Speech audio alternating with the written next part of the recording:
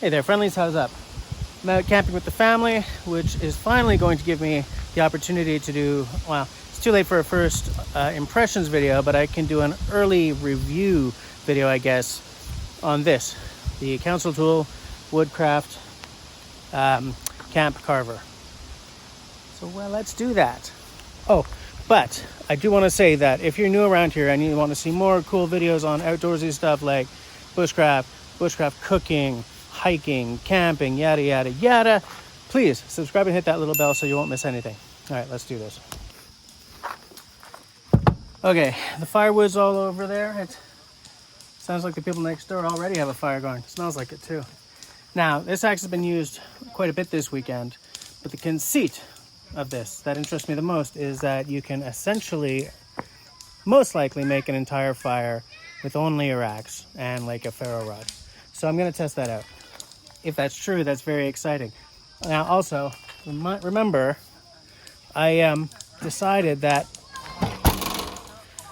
this would be my axe this season. I've left the small forest axe at home, and I'm hoping that I won't regret that. Well, we'll see in about an hour probably, or however long it takes me to build this fire. Let's do it.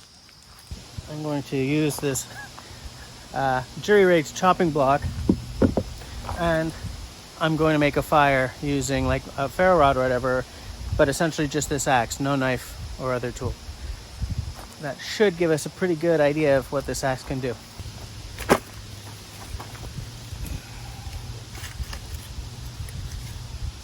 Now, we don't have a whole lot of interesting wood to work with here at this sit pack. The only option, well, the only stuff in the wood pile was birch, some pine, a little bit of cedar, and whatever merisier is in English. So, I mean, we're not going to get to deal with any oak or anything. Oh, there's a piece of maple. Okay, first one I've found this entire weekend. So, I mean, it's not going to be a massive test of this axe up against, like, oak and everything, but I have used it before now on some hardwoods. It's a great piece of metal.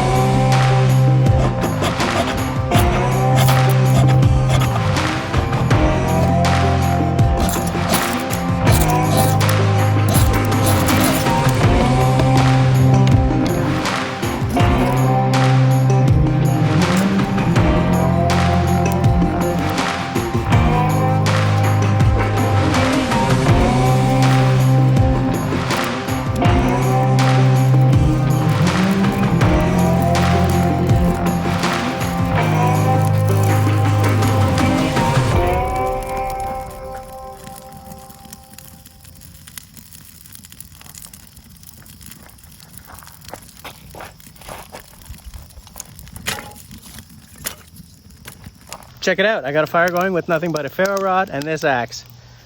I'm pretty jazzed about that. I call that an epic win. So what are my thoughts on this axe? I think one of the best things about it is the handling. It's a very, very nicely handling axe.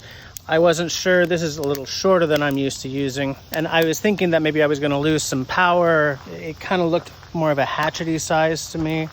But no problems. Look, there's a little bit of leverage you're going to miss out on. And if you're absolutely used to the small forest axe size and shape and heft, it feels different. But I'm not saying that in a negative way. It's just they're two different axes. What I like about this is that you can choke right up. It's definitely, there's a carving axe in here. I haven't carved a spoon with it yet or anything. That will probably be part of my, long-term review. But I used it for everything else that it was designed for. I used it as a hammer. I used the ferro rod on it, on the sharpened bit. I had thought that the sharpened bit was up here, but that did not work well. Here, it works beautifully. So I guess that's where you're supposed to use your ferro rod. For those of you who might care about such things, it's a council tool, so you know it's made in the United States. It's a beautiful hickory handle. It's getting some schmutz and some usage on it and some oil and everything, and I like that. I love the fact that this thing no longer looks brand new. I really like the hardened pole. That's a nice touch. I keep saying that on anything that's not a straight up carving axe, putting a snap instead of a buckle is not a good idea. What they do is they sell a separate mask that has a buckle on it. I think that even connects to like a shoulder strappy kind of thing. It's very, very nice. Very nice. I just don't shoulder strap a lot of stuff. So I haven't bought that yet, but I may. I made a fire with this thing. Do you see that? It's a nice fire too. I thought I was gonna have a lot more trouble with the ferro rod than I did once I figured out where to scratch it. Doing it up here, no way. Doing it back here at the pole. I know this looks really awkward, guys, but I'm trying to sort of, scratching here was great. You know what? I'm going to put the measurements and the weight and everything up right about now. So that's the axe. It's a really nice, what is that, 9-ounce leather? Look at that. Look at that leather. Can you see that?